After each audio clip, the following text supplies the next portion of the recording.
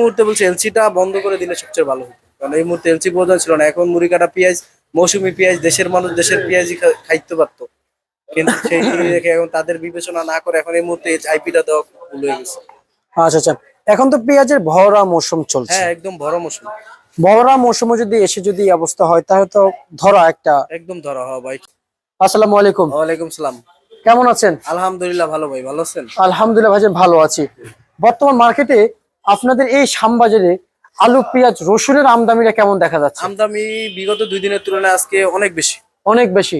আর হচ্ছে যে এলসি আমদানি কেমন দেখতে পাচ্ছেন? এলসি আমদানি আজকে শ্যামবাজারে 10 গাড়ি প্লাস হচ্ছে। 10 গাড়ি প্লাস প্লাস। আমদানি হয়েছে। জি জি জি। আচ্ছা, এই এলসি বিষয়টা আমরা যদি বলি, এই কৃষকের হয়ে সরকার কিংবা বাণিজ্য উপদেষ্টাদেরকে আপনি কি বলতে চান এই এলসি পেঁয়াজ নিয়ে?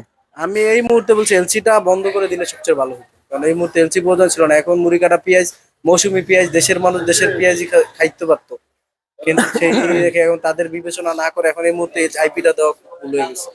আচ্ছা আচ্ছা, এখন তো পেঁয়াজের ভরা মৌসুম চলছে। হ্যাঁ, একদম বড় মৌসুম। ভরা মৌসুমে যদি এসে যদি এই অবস্থা হয় তাহলে তো ধরা একটা। একদম ধরা হওয়া ভাই, কৃষকের আশা আকাঙ্ক্ষা যা ছিল সব ধুলের সাথে মিশে গেছে। যেটা পাওয়ার আশার কথা ছিল সেটা আর পাওয়া যাচ্ছে না না। না না, সেটা ঠিক। আর যেটা পাওয়ার আশার কথা ছিল না সেটা পেয়ে গেল।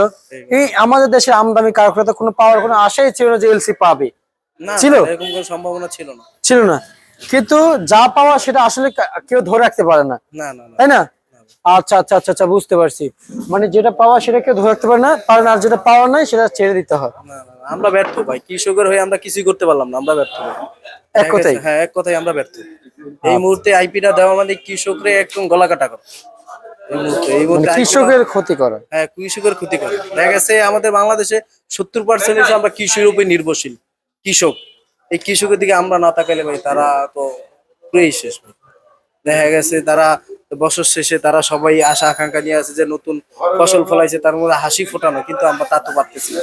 কিন্তু আমরা যতটুকু জানি যে ভাই এই সমস্ত পেঁয়াজ নিয়ে আসলে আমাদের যারা কৃষক রয়েছেন, কৃষকরা পুরাতন পেঁয়াজ নিয়ে আসলে খুব বিভাগে পড়ার কথা ছিল।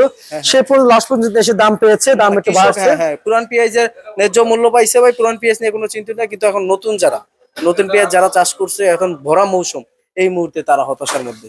মানে পেঁয়াজের ভরা মৌসুমে কৃষকরা হতাশার ভুগছে কেন ভাই? দাম পাওয়ার না পাওয়ার না জন্য না? পাওয়ার কারণ ভাই, হঠাৎ করে এই মুহূর্তে আইপি যাদের 1500 টন দেওয়ার কথা, সে জায়গায় এখন 3000 কাছে ডাবল, দিন দিন বেড়েই চলছে আমদানি।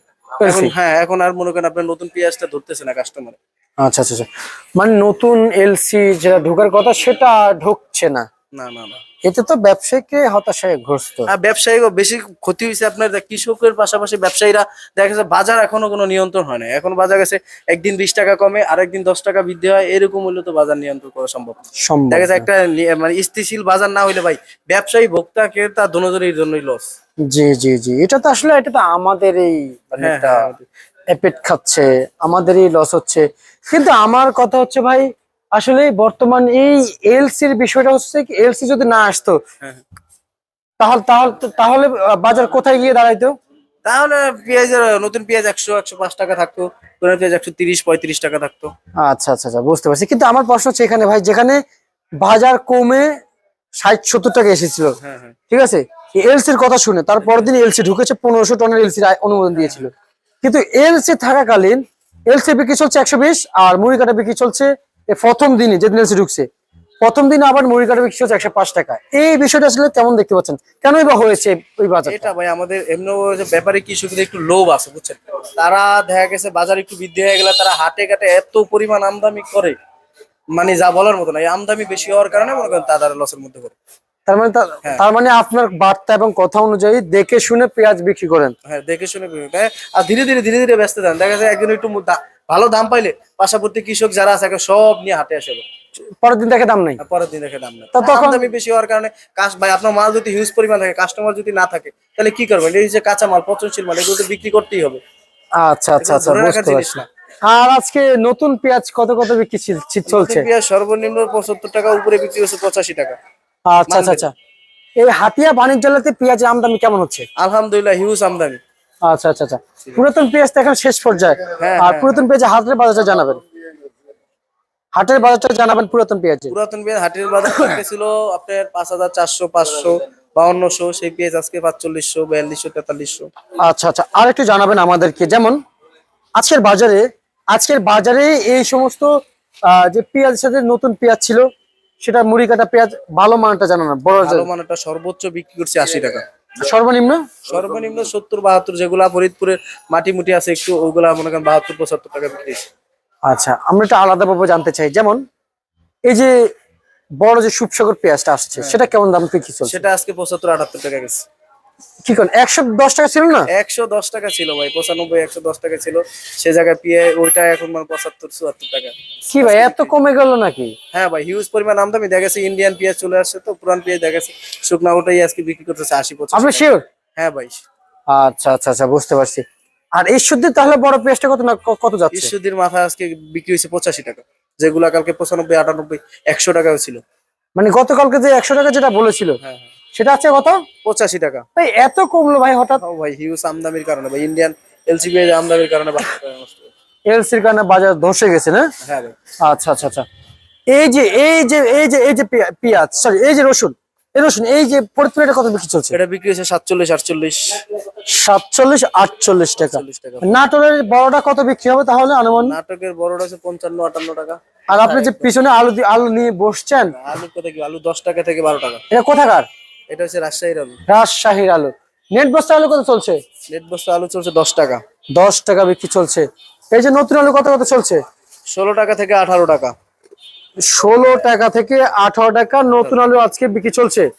ঢাকা আচ্ছা ভাই, এই নতুন আলুর বাজার মানে কি বলবো, যদি আরেকটু যদি বাড়ে তাহলে কৃষকের জন্য ভালো হয়। অবশ্যই ভালো হবে, কৃষক তো আশাবাদী যে নতুন আলু ভরা মৌসুমে তারা 40, 45, 50 টাকা আশাবাদী, কিন্তু তারা তো সেই মূল্যটা পাইলো না ভাই। কিন্তু ক্রেতারা তো স্বস্তি মতো খাইতে পারতেছে। স্বস্তি মতো খাইতেছে। কিন্তু ভাই, আপনারা এই রসুন আজকে কত বলছে, 50 টাকা না? যে রাজশাহীর, সরি, নাটোরের রসুন এগুলা 40, 42 টাকা, এগুলা কুচি রসুন। আর ভালোটা? ভালোটা বিক্রি হচ্ছে 55, 60 মাথায়। খুচরা বাজারে 100 টাকা বিক্রি চলছে ভাই। খুচরা বাজার মনিটরিং করা উচিত। তো কৃষকরা তো দাম পাচ্ছে না, 50 টাকা বেশি ভাই। হ্যাঁ, কৃষকরা দাম পাচ্ছে না। হ্যাঁ, আর এদিক দিয়ে কৃষকের দাম পাচ্ছে না, কিন্তু আমরা যতটুকু জানতে পারছি, যে খবর নিয়েছি, খুচরা বাজারে 100 টাকা থেকে 90 টাকা, এর নিচে কোনো পুরাতন রসুন দেশি নাই। এটা বাজার মনিটরিং করা দরকার। ভোক্তা অধিদপ্তর থেকে লোক আইসা তারা যদি নিয়ন্ত্রণ করতে পারে, কিন্তু আমাদের থেকে কম দামে নিয়ে তারা যদি জনপ্রভ বেচা কিনা। আপনার কি মনে হচ্ছে খুচরা বাজার থেকে ভোক্তা অধিদপ্তরের কাছে ওয়ার্নিং যায় নাকি মার্কেট থেকে যায়? আমাদের থেকেই যায়, তাদের থেকে আছে। তাদের কাছে ওয়ার্নিং এখান থেকে যায়। এখান থেকে যায়। আপনারা কি ওয়ার্নিং দিচ্ছেন তাদেরকে? হ্যাঁ, আপনারা কি ওয়ার্নিং দেন তাদেরকে? আমরা বাজার দেখতেছি, তারা বলতো হ্যাঁ আমরা তো ঠিক দামে বেচতেছি, কিন্তু তারা দেখা গেছে খুচরা বাজারে নিয়ে বেশি বিক্রি করলে তো আমাদের কিছু করে না। জরিমানা তো আপনাদের কি করে? জরিমানা আমাদেরকে করে। এই মাঝখানে একটা এলসি ছিল, ওটি 15 টাকা, 16 টাকা বিক্রি হয়েছে, তো আরো 4, 5 টাকা খরচ। তারপর আমরা 20 টাকা, 18 টাকা বিক্রি করেছি, সেখানে আমাদের অনেক জরিমানা করে গেছে। আচ্ছা আচ্ছা, মানে এলসির কারণে। এলসির কারণে। বুঝতে পারছি। মাসুদ রানা, আপনাকে অসংখ্য ধন্যবাদ।